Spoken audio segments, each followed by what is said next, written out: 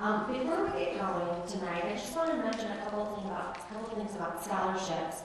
For those of you who are Milford parents, we gave you a bright green sheet, and that lists our local and memorial scholarships that we're going to be posting on February 17th. Those are currently on our website. Students have been given that information, so every senior got that information earlier in the year, but as a reminder to you, you have that handout. Lakeland also has their local memorial scholarships posted on their website as well. So that's something that you want to look into. Your students will have about a month to fill out those applications, and those awards are given then out at the Senior Honors Night. So our community is pretty generous. You want to make sure you check those out. A lot of parents ask about scholarships. I know our presenters are going to talk about that a little bit. But for you, just to know, we have gone over that information with your students. I know that information doesn't always make it home. But if you look on our websites, we have national, statewide, local scholarships posted. We update those postings every couple of weeks. There's hard copies of all those postings available in student services. We put those on announcements every week for students to come down, and we make the seniors well aware that there's no quick and easy way for scholarship money. It takes work. So if you're not getting that directly from your college for merit, for your ACT or for your GPA, you need to be going on FAFSA, scholarships.com, some other sites, to start filling out profiles about yourself and seeing what money might be out there for you. So it is work, but we do really work hard with the seniors to get them motivated to do that. So hopefully some of that information is made at home as well. But if you have questions about anything like that, just give your counseling office a call. So I'm going to introduce our presenter. Our presenter tonight is Mr. Greg Little. He's the Director of Financial Aid at Baker College of Auburn Hills. He's an expert in the area of the financial aid process. And he has been very generous to Huron Valley. He has come out to Huron Valley in weather like this for many years to help our families navigate through this confusing process. So I want to say thank you to him, and I will turn it over to Mr. Greg Little. Thank you, Bev. Before we get started tonight, I want to introduce a colleague of mine. Josh Lafferty is to my left here. Josh is what we call a rookie financial aid officer. He's here tonight for observational purposes, so one day, maybe next year, he may have his own high school that he'll be presenting at. So he's along for the ride tonight to watch the presentation, get an idea of the questions that are asked, the answers for them, and he'll also be available after the presentation to answer any of the questions that you may have, okay?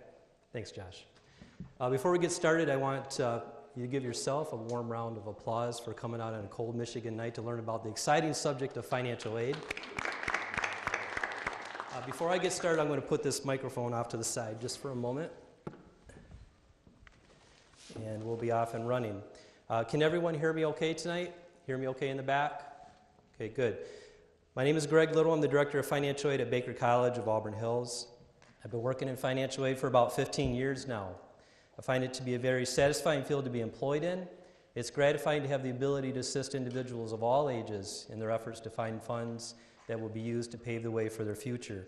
My presentation tonight is a PowerPoint presentation. The first part of it, we're going to go through we're going to talk about what financial aid is, how to apply. We're going to talk about an EFC, a student aid report. We're going to tell you about the 4 forms of financial aid, how to search for scholarships, all about student loans and things of that nature. If you have a question at any time during the presentation, please feel free to raise your hand. If you have a question that you don't want to share with the group, Josh and I will be available afterwards. Or you can feel free to contact me at my contact information that's up on the screen. I'm here tonight as a community service function, so I'm not here to recruit your son or daughter to attend Baker College. If they want to attend Baker College, that's fantastic. We'll be happy to have them. But it's important for your son or daughter to attend college, so I'm here to educate you on that process. At any time in the FAFSA process, if you have any questions, feel free to contact me. It doesn't matter if your son or daughter is attending Baker College. It's important that they attend college. So at any time, if you have any questions, feel free to contact me at my phone number up there, which is 248-276-8214, or feel free to send me an email at greg.little@baker.edu. You may ask me a question tonight that I don't readily have the answer for. If that happens, I'll write your question down, and I'll have an answer for you by close of business tomorrow. Sometimes we have to consult with fellow colleagues or financial aid regulations to make sure that we get you the right answer.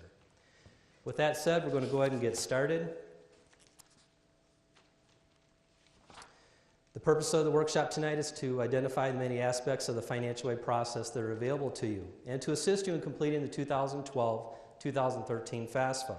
Students are encouraged to apply for financial aid even though they think they may not qualify. Many scholarship organizations want the students to fill out the FAFSA first before they'll consider them for certain scholarships. In addition, if your student just wants to take out a Stafford loan, they must complete the FAFSA process as well.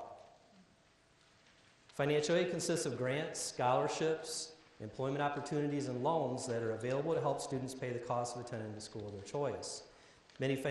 Most financial aid resources are based on the student's documented financial need and are intended to supplement, not replace, the financial resources of the family.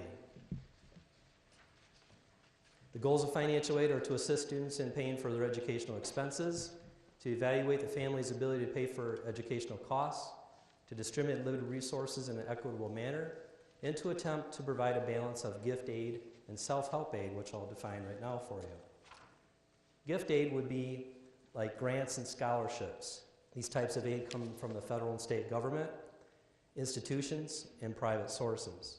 Another type of aid is called self-help aid. This would be like loans, like the Stafford Loan Program, and employment opportunities where students work on campus in the work-study program.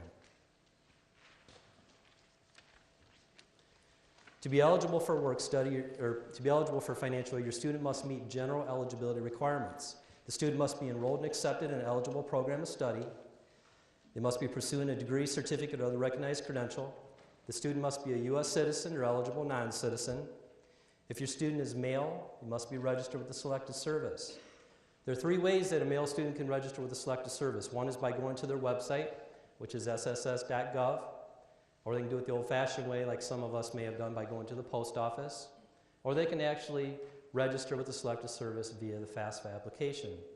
When we go through the screenshots that you'll see in the FAFSA application online a little bit later in the presentation, you'll get an idea of what you need to click on to have your son register with the Selective Service through the FAFSA. Do we have any male students that will be 17 at the time that they complete their FAFSA? Okay, we got a few hands popping up. What you can do if your student is male and 17 when they're completing the FAFSA, they can answer the register me question on the FAFSA, and then when he turns 18, he'll automatically be registered with the Selective Service. Okay? Anyone have any questions so far? Okay, general eligibility requirements continued. The student must not have a conviction for possession or sale of illegal drugs that occurred while the student was receiving federal student aid. The student must have a valid Social Security number. The student must not be in default of a federal student loan. Must not owe a repayment of a federal grant. They must maintain satisfactory academic progress as defined by the higher education institution that they're attending. These are rules that your sons and daughters have to maintain to keep their financial aid eligibility. Okay? It's not a given that your son or daughter is going to keep financial aid forever if they don't do well academically. So this is something that you're going to want to look at these schools that your sons and daughters are looking at. These are the rules you have to maintain to keep their eligibility. You can look at the school's website, or you can talk to the admissions representative or the financial aid office. When your student receives the award notification in the mail telling them what financial aid they're going to receive, these rules that they have to maintain should also be in their award notification too. I'll tell you about the rules that we have at Baker College. We have 3 of them. One is called the grade point average rule. What this means is that at the end of the student's second spring quarter, and every spring quarter thereafter, they have to maintain a 2.0 grade point average. We have what's called the PACE rule. At the end of the student's first spring quarter and every spring quarter thereafter, they have to be passing 2/3 or 67% of their hours that they've attempted since they've been attending Baker. The last rule is called the maximum time frame rule. This is a period of time that the student has to complete their program in. So if the student's in an associate's program, for instance, that's 100 hours long, the government says that they have to complete the program with 150% of the program length or 150 hours to keep their financial aid eligibility. So what this does is it kind of allows some buffer room for students to, as we know, some students don't always complete algebra the first time around, okay? or composition, things of that nature. So it allows the student to repeat classes if necessary.